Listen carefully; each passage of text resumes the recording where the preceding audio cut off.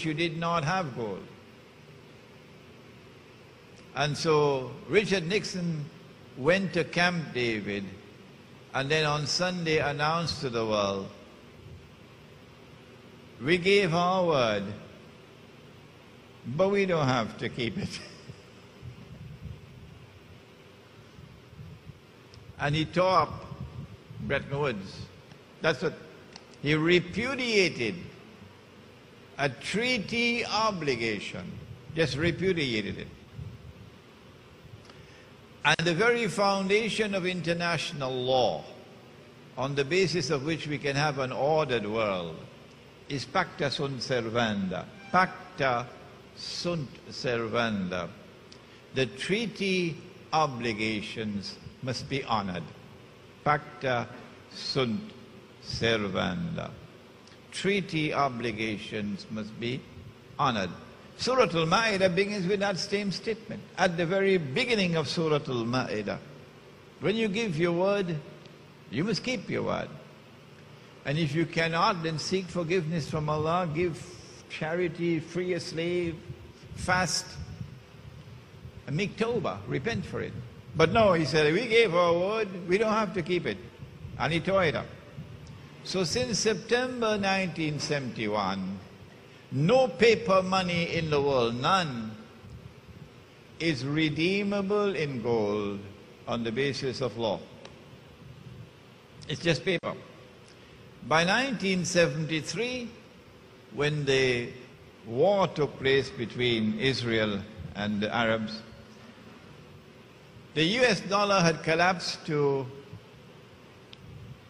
160 from 35, 160. By January 1980, when the Soviet Union invaded Afghanistan, the US dollar collapsed to 850 to 1 ounce of gold. And as we speak now, you can go on the internet and check. I'm sure it's somewhere around 1,000 now as I speak. Above 1,000, above, just cross 1,000. What happens when the value of money falls? The answer was provided in 1931 with that test shot. If you did not understand it, what happened in 1931 should make it clear that when the value of this money falls, people are ripped off.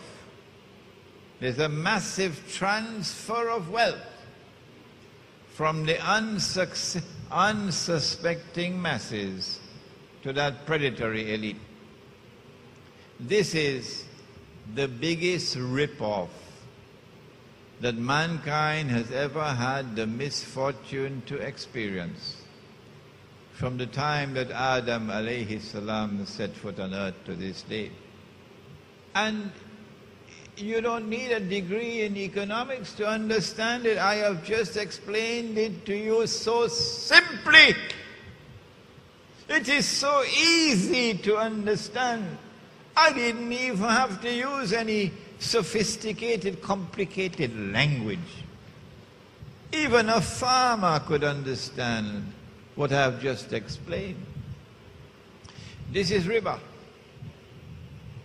And they have used this bogus and fraudulent and utterly haram monetary system as a vehicle for riba. And they have ripped off mankind, and the rip-off is complete. It's finished. They have already impoverished the masses around the world. And they have already transferred that wealth to the elite around the world, who now live in unprecedented wealth and luxury. In Egypt, in Indonesia, you should see them in their 5-star restaurants having dinner, with, of course, so many security guards outside, because they're scared of the poor.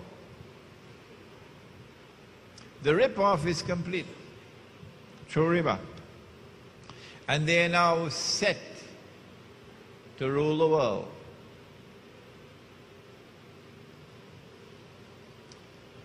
But this is not the end of the story.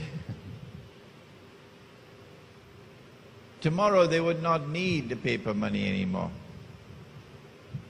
When Israel takes over from the United States as a new ruling state in the world, the US dollar will have to give way as the international currency. So I ask myself, which currency is going to take over? Is it the Israeli shekel? And while all the money in the world is going down in value, Israel's money is not. And then I realized, no.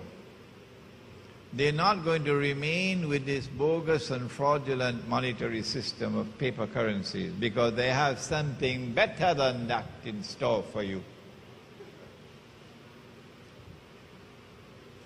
At least with the paper currency, you could take it home and give it to your wife and tell her, put it away. At least with the paper currency, you could keep it at home. Nobody knows how much money you have. At least with the paper currency, you can give it in charity and nobody will know how much you gave and who you gave it to. They don't want you to do that. They don't want you to be able to conceal from them how much you have. They don't want you to be able to give even 1 cent to anybody. And they don't know about it. Well, how are they going to do that? Are they going to appoint police in every home? They don't need to do that. All that they have to do is to trigger a 2012, I believe it's called, to trigger a monstrous, a massive catastrophe in the world which will bring down the whole thing. The US dollar crashes, and it'll bring down with it all the paper money in the world. And if you're caught with the paper, you can use it as wallpaper.